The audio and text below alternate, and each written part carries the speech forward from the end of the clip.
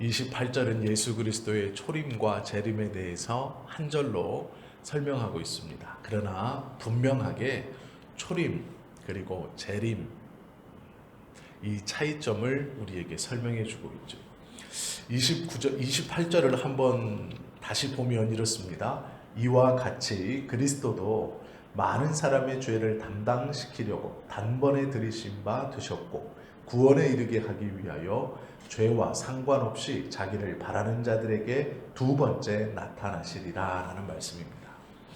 성경에는 예수님께서 두 번 오시는 걸로 되어 있습니다. 그 첫 번째를 우리는 예수님의 초림이라고 부르고 두 번째 다시 오심을 재림이라고 부르시죠.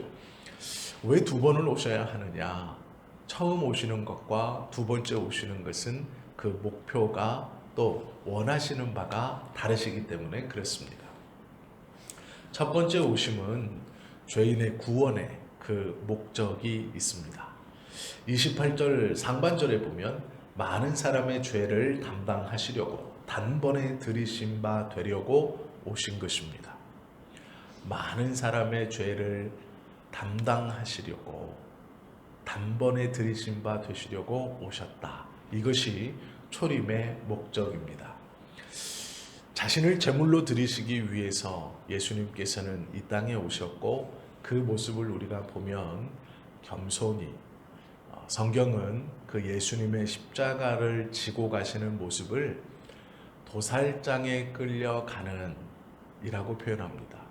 아무 말도 하지 않으며 가셨다 이렇게 말하고 있죠.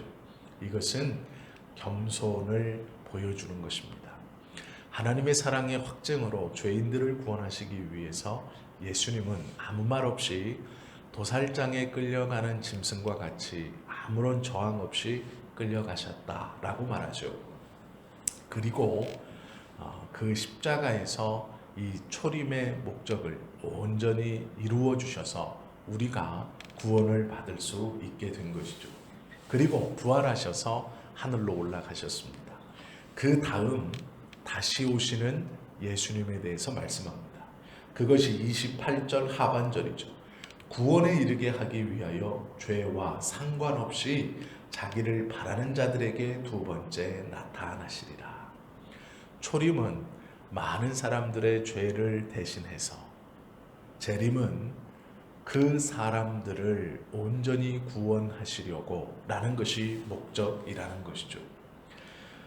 죄인이라는 것은 요한복음 3장 18절에 분명하게 나타나 있습니다. 저를 믿지 아니하는 자가 죄인입니다. 세상에는 많은 죄가 있습니다. 우리가 윤리적으로 생각하는 것과 또 사람이라면 누구나 저것은 잘못이다 라고 생각하는 죄들이 있습니다. 그러나 하나님 앞에 가장 큰 죄는 하나님께서 이 땅에 보내신 예수 그리스도를 믿지 않는 죄가 가장 큽니다. 예수 그리스도를 믿지 않고서는 자신의 죄의 사함을 얻을 수 없고 구원을 받을 수 없기 때문에 단순히 예수님을 믿지 않아서 그것이 죄이다가 아니라 하나님의 사랑을 거절했기 때문에 그것이 죄인 것입니다. 하나님께서는 그 사랑으로 당신의 아들을 이 땅에 보내셨고 또한 그 사랑으로 당신의 아들을 죽이셨습니다.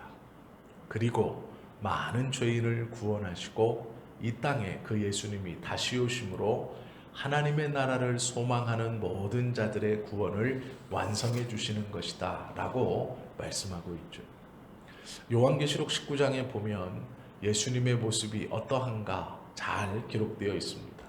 또 내가 하늘이 열리는 것을 보니 보라 벤마와 탄자가 있으니 그 이름은 충심과 진실이라. 그가 공의로 심판하며 싸우더라.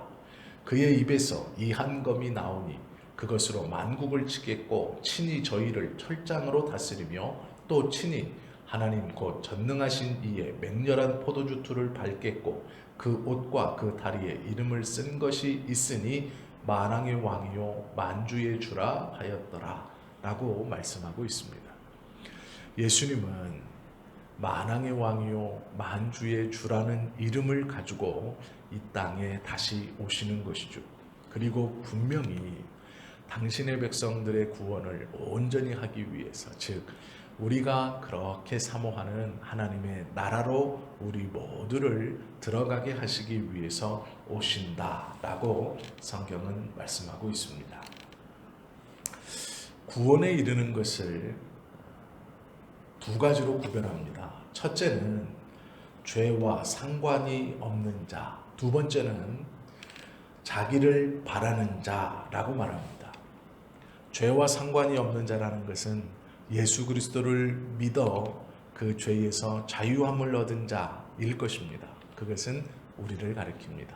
또 하나는 자기를 바라는 자, 그것은 예수님의 재림을 소망하는 자들입니다. 즉 예수님을 믿어 이 땅에서 죄의 지배 아래서 자유로워진 삶으로 만족하는 것이 아니라 그 예수님이 다시 오심으로 우리가 그토록 소망하는 하나님의 나라에 들어감을 열망하는 자, 이 두 가지가 함께 있어야 하는 것입니다. 나는 구원받았으니 이 땅에서 마음 편하고 하나님의 뜻 안에서 그냥 평안하게 잘 살고 그냥 그렇게 한 생애를 끝내면 되지, 이 땅에서의 삶이 살아가는 동안 아무 일 없이 평탄하면 되지 라고 생각하는 사람은 하나님의 나라에 합당한 사람이 아닙니다.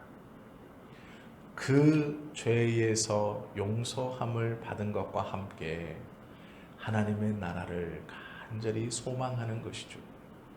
이 땅에 대한 미련 없이 우리 하나님께서 함께 하시는 그 하나님의 나라를 간절히 소망하면서 재림의 예수님을 기다리고, 요한계시록의 요한이 그토록 큰 소리로 외쳤던 것처럼 주 예수여 오시옵소서 아멘이라고 외치는 그 예수님의 다시 오심을 간절히 사모하는 그 두 가지가 함께 있는 사람을 위해서 예수님이 오신다라고 말씀하고 있는 겁니다.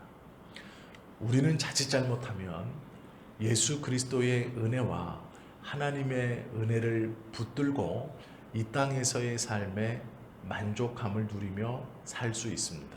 그리고 하나님의 나라를 소망하거나 기다리지 않고 혹은 잊어버리며 살아갈지 모릅니다. 많은 신앙인들은 내가 주님을 믿어 마음 편안히 이 땅에서의 삶을 잘 살면 그것으로 만족하고 또 그 하루하루가 즐겁고 감사한 경우가 있습니다. 물론 귀한 신앙의 고백이지만 우리는 또 하나 예수님의 다시 오심, 그 하나님의 나라를 매일매일 사모하고 기다려야 합니다. 그 하나님의 나라에 대한 소망은 이 땅에서의 평안함과는 비교할 수 없는 것이죠. 이 땅에서 우리가 맛보는 평안함과 그 은혜는 청동거울로 보는 것처럼 흐릿흐릿할 것입니다. 하나님의 나라는 얼굴과 얼굴을 대면하여 보는 것과 같이 또렷할 것입니다. 이 땅에서와는 비교할 수 없는 평안함과 감사, 은혜가 넘치는 하나님의 나라를 소망함이, 그 간절함이 우리 안에 있을 때 예수님께서 다시 오시는 그날 우리가 이 땅에서의 하나님의 은혜를 간절히 사모하며 평안하게 하루하루를 살아감과 함께 그 오시는 예수님을 기다리며 하나님의 나라를 사모함이 함께 있을 때 하나님의 나라에 합당한 그리스도인이라 불림받기에 온전할 것입니다. 이 땅의 모든 것을 포기하고 나는 산속에 들어가 하나님의 나라만을 기다립니다. 그것도 하나님이 원치 않으시는 모습입니다. 또 반대로 이 땅의 삶이 주의 은혜로 너무 평안하고 행복하고 즐거우니 하나님의 나라를 잊고 사는 자도 하나님께서 원하시는 바른 신앙인의 모습은 아닙니다. 예수님의 재림은 성경에서는 아버지만이 아신다 말씀하고 있습니다.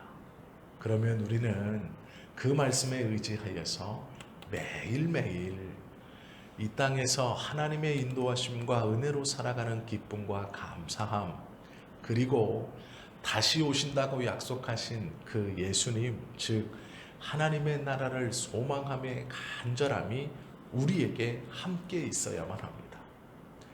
우리가 자칫 잘못하여 어느 순간 이 땅의 삶에 만족하여 하나님의 나라의 기다림을 잊어버린다거나, 반대로 이 땅의 삶을 온전히 내려놓고 싶어 하고 하나님의 나라만을 열망하는 반쪽짜리의 신앙으로 살아간다면 하나님의 나라에 합당치 않은 사람입니다.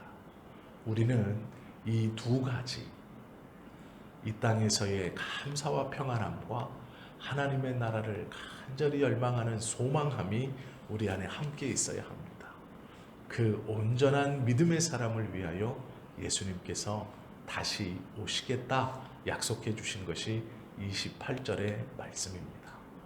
바라고 원하기는 우리 모두가 이 균형 잡힌 신앙 안에서 오늘 하루를 감사하며 살아가시되, 또한 우리에게 매일매일 다가오고 있는 하나님의 나라를 간절히 기다리며 그 나라를 소망하는 균형 잡힌, 하나님께서 보시기에 온전한 그리스도인이 되실 수 있기를 예수님의 이름으로 축원합니다. 기도하시겠습니다.